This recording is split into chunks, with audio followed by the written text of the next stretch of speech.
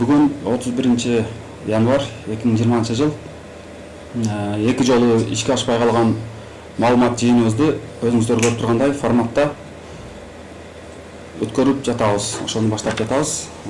Чек ара коомдук бирикмесинин мүчөлөрү чек ара көйгөй боюнча маалымат жыйын ачык деп жарыялайбыз. 4 жаран биздин Кыргыз Республикасынын Көкташ айылындагы 4 жараныбыз, жана Сапарбаевдер, жанагы Зайнидин деген биздин жарандарыбыз 4-өөнө кылмыш иши козголду. Массалык башаламандык, эм баштык берендери боюнча. Ал жарандарыбызга козголгон кылмыш иштерин тез арада токтолушун биз талап кылабыз. Анткени алар тажик тараптан оготуулар, провокациялар болбогондо алар андайга бармак эмес да. Мына өзүнүн үйүн коргоп деле чыкмак эмес. Бирок кол салбаганда үйдү коргоштун деле кереги жок да. Түнү уктап аткан жеринен ок атылып атса, үйүн өрттөйүн деп атса, сарайларын өрттөп атса, бул жакшы көрүнүш эмес. Кеңеш Разакка. Эгерде сөзүңүздүн аркасында тургуңуз келсе, жооп бериңиз. Эркекче жооп бериңиз. Офицерсизби? Офицердин намысы сиздин үчүн бийик турган болсо жооп бериңиз. Ошол маршрутканын номерин чыгарыңыз. Кайсы күнү, кайсы датада айдоочусу ким болчу, канча кишилерди ташыды, кимдерге канча акча таркатты, эркек болсоңуз мына жооп бериңиз. Башыңа келип окту такап турса, үйүмдү өртөйм деп турса коргойсуң да. Ошондон жумурткадан кырыс деген мен айрым адамдарга айтып коер элем. Ошол нерсе өзүңөрдүн башыңарда болсо эмне кыласыңар? Же туруп бересиңерби? Эмне себептен туруп беришибиз керек? Биз башка өлкөнүн жараны болсок, эркин өлкөнүн туура чек ара маселеси бул эки тараптан чечиле турган нерсе.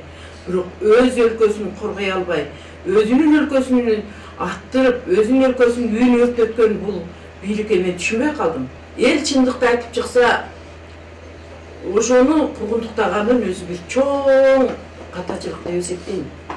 Бул жерде айтып чыккандарды душман көрбөй, тескерисинче ошол чыркырап мамлекеттин, элдин бүтүндүгү, чек аранын бүтүндүгү үчүн чыркырагандарга шарт түзүп берип, келгиле балдар, эмне эле чыркырайсыңар? Бизге бир кандай бир сунушуңар бар дештин ордуга күнүгө 2 адамды чыгартып алып, активисттин сүйлөткөн бул өзү өтө бир надандык, болбогон нерсе да. Мен ушундай, мен жөнөкөй бир аял болсом дагы мен ошол кадамга барбайт элем. Кылмышты жана чындыкты эч качан капка ката албайбыз. Кылымдар бою чындык болуп келген, була берет. Укумдан тукумга чек араны ата бабаларыбыз аздиктеп келгенди бүгүн биз эмне үчүн чекесинен келтип бир башка жактарда беришибиз керек. Мен Лелек районунун Кулумду айылынын тургуну. Биздин бүгүнкү чыгуубуздун максаты биз бирөөнү жамандаш үчүн эмес, бирөөнүн бийлигин сыноо үчүн эмес, биз чек ара маселени чечүү үчүн чыгып отурабыз. Мен Кулумду айыл өкмөтүндө жашап, бизде Максат, Кайрагач, Сада жана башка Сайынчы деген айылдарда өтө кооптуу, биздин маанилүү жерлерибиз күндөн күнгө тажик өлкөсүнө өтүп кетип аткандыгынан, чек ара маселеси чечилбей аткандыгынан чыгып отурабыз. Мына бул болуп турган фактылар бизде Максат айылында 38 гектар 3 жыл алдын биздин чек арачылар аркылуу көзөмөл болуп турган болсо, 3 жылдан кийин уже алар Тажикстанга өтүп кетип атат, чек арачылар артка чегинип атат. Ошондой эле Кыргызстан Лелек району деген жазуу тажик мамлекетинин ичинде калып кетип отурат. Бул дагы өтө көйгөйлүү. Биз күндөн күнгө биздин жерлерибиз тажиктерге өтүп кетип аткандыгынан ушул жерге чыгып отурабыз. Ушуну чек ара маселесин башкарып, контролдоп турган биздин вице-премьер-министр азыр Кеңеш Разаков жөнүндө өтө көп сөздөр болуп атат. Ал кишини жекече адам катары эч ким жамандаган жок. 10 жылдан бери ошо Баткен администрациясында өкмөттө иштеп атып, ушуга чейин биз чыккан эмеспиз жамандап, бир жолу кетти. 10 жылдан бери кылган ишинде бир жыйынтык жок болуп атса, күндөн күнгө биз жерлерди тажиктерге өткөзүп берип аткан болсок, карап отургандан эч кандай таянак жок. Ошон үчүн биз чыгып отурабыз.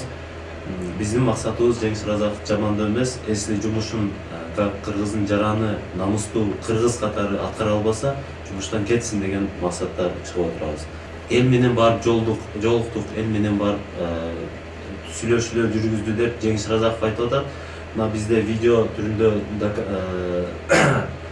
доказательстволор бар. Ошол жерде Көкташ айылынын эли, Кулундан айылынын Аксай айылынын эли айтып атат. Biz Жеңиш Разаков келет, заставадан чыгып жатпай жатып кетип калат. Биз менен жолукпайт деп. Келсинчи биз менен жолуксунчу, биз көрөлүчү деп. Ошон үчүн намустуу кыргыз жараны, кыргыз патриотумун десеңиздер, туура сүйлөңүз. Азыр мына бизде Баткен элин айтып атышат. Уюштурушуулар аларга акча таркатты, башка сөздөрдү айтып. Ал жерде Баткен областында Баткен эли эч кандай акчага чыккан жок. Бул жала элдин коопсуздугу биринчи орунда. Эл кооптуу түн менен уктай албай атса, алардын көзүнө акча эмес, көзүнө жандары көрүнүп калат. Биринчиденчи. Экинчиден ошол Баткен элинин талабы бул Жеңиш Разаковдун ошол айткан сөзүнө кечирим сурасын талап кылып жатышат. Бул чегара маселеси козголгондо бул биздин уюм ачылгандан кийин эмнегеде биз ишке көйгөйгө өтүп алдык да. Бири-бирибиз менен чукуша баштадык.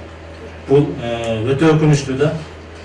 Бул биз-бирибизди чукушуп, бири-бирибизден кечирим сурашып, бири-бирибизден артынан сөз эшиткен бул тажиктер үчүн өтө пайдалуу нерсе. Балким тажиктер ушуну максат кылып көздөп аткандыр. Ушуга давайте баарыбыз биригип, бир жеңден кол чыгарып, бир жакадан баш чыгарып, кыргыз элде өз талаптарын катуу коюп, өкмөттөн талап кылып, артынан тирегиш болуп берсек, мен ойлойм биз өз максатыбызга жетебиз деп.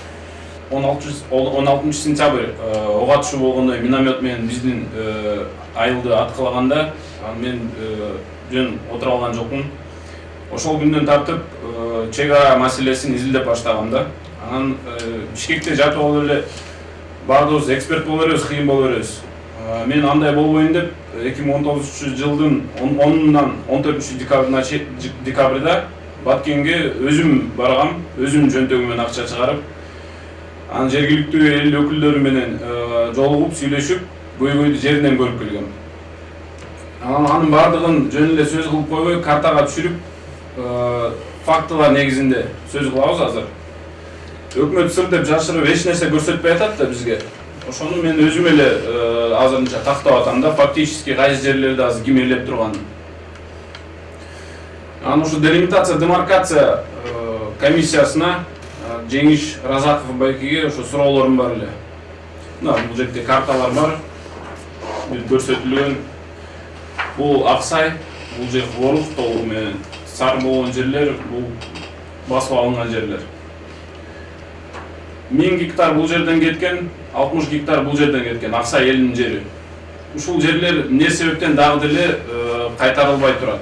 Эмне себептен ал жерлерди башка бирөөлөр колдонуп атат? Биз ижарага берген жерлерди кайтара албаппыз да. Мына Ханабатты деле Өзбекстанга бергенде кайтара алган жокпуз. Башка жерлерди берип атабыз, кайтара алган жокпуз. Эми биз Кыргызстан торт эмес да, мындай кескилеп ар жерге бере бергилей. Урматтуу туугандар, мына биз чалымчыл эмеспиз. Мына керек болсо Куранды басып деле айта алабыз.